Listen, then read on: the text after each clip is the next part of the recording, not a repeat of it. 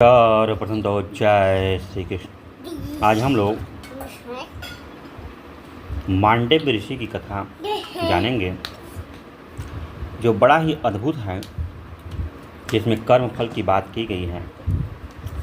मांडव्य ऋषि को क्यों इतनी भयंकर सजा मिली, लेकिन अपने प्रताप से धर्मराज को भी शंकित कर दिया, उनसे प्रश्न किया। इन सब चीज़ों को हम लोग जानेंगे। आप सब बने रहिए। यह महाभारत के आदि पर्व की कथा है, बड़ी ही अद्भुत है। जितने लोग भी इस वीडियो को देख रहे हैं, कृपा करके इस चैनल को अवश्य ही सब्सक्राइब करें, लाइक करें और शेयर भी करें, क्योंकि जितनी भी प्राचीनतम कथाएं होती हैं हमारे ज्ञान के वर्धन करने वाली ही होती हैं। चलिए जानते हैं।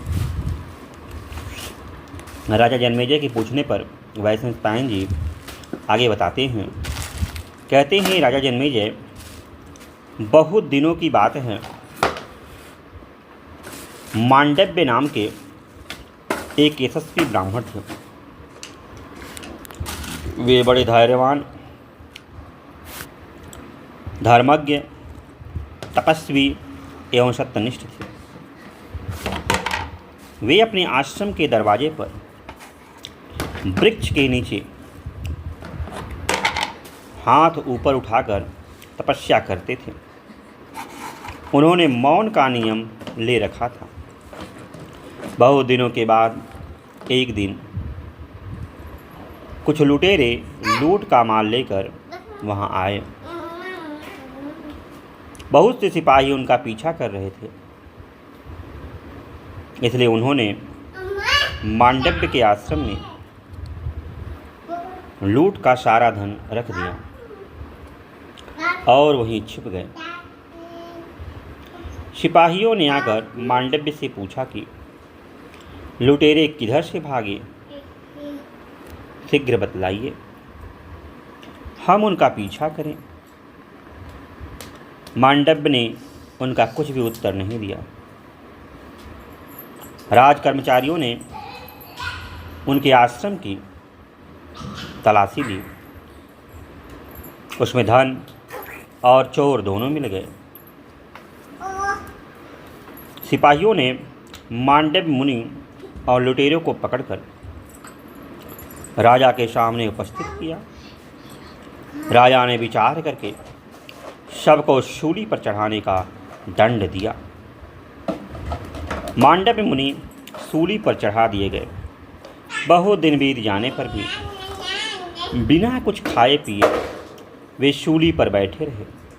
उनकी मृत्यु नहीं हुई। उन्होंने प्राण छोड़े नहीं। बहुत से ऋषियों को निमंत्रित किया।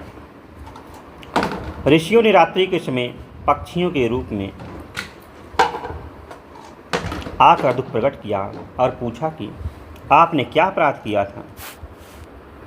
मांडव्य ने कहा, मैं किसे दोषी बनाऊं, यह मेरे ही अपराध का फल है।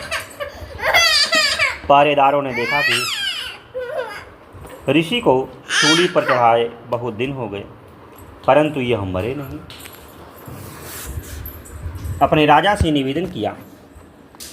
राजा ने मांडव्य मुनि के पास आकर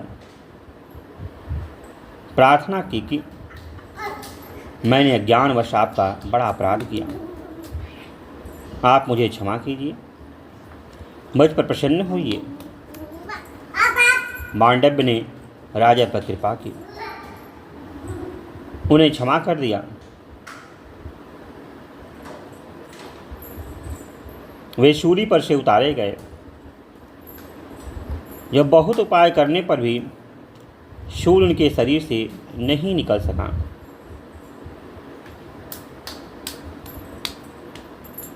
तब वह काट दिया गया।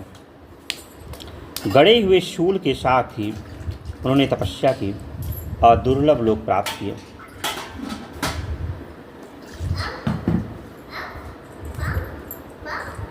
तब से उनका नाम अरि मांडव्य पड़ गया। महर्षि मांडव्य ने धर्मराज की सभा में जाकर पूछा कि मैंने अनजाने में ऐसा कौन सा पाप किया था जिसका यह फल मिला? जल्दी बताओ, नहीं तो मेरी तपस्या का बल देखोगे आप। धर्मराज ने कहा, आपने एक छोटे से फतिंगे की पूंछ में सीख गड़ा दी थी, उसी का यह फल है। जैसे थोड़े से दान का अनेक गुना फल मिलता है, वैसे ही थोड़े से अधर्म का भी कई गुना फल मिलता है।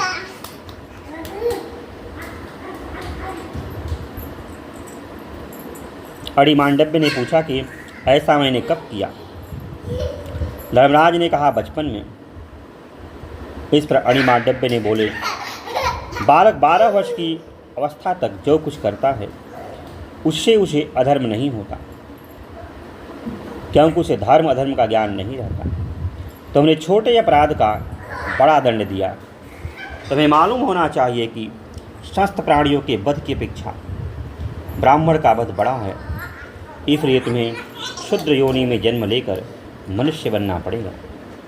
आज मैं संसार में कर्मफल की मर्यादा स्थापित करता हूँ। 14 वर्ष की अवस्था तक किए कर्मों का पाप नहीं लगेगा, उसके बाद किए कर्मों का फल अवश्य मिलेगा। इसी अपराध के कारण मांडव्य ने शाप दिया और धर्मराज क्षुद्र योनि में विदुर के रूप में उत्पन्न हुए। वे धर्मशास्त्र और अर्थशास्त्र में बड़े निपुण थे। क्रोध और लोभ तो उन्हें छू तक नहीं गए थे। वे बड़े दूरदर्शी, शांति के पक्षपाती और समस्त कुरुवंश के हितैषी थे। तो आप लोगों ने देखा कि महर्षि मांडव्य किस प्रकार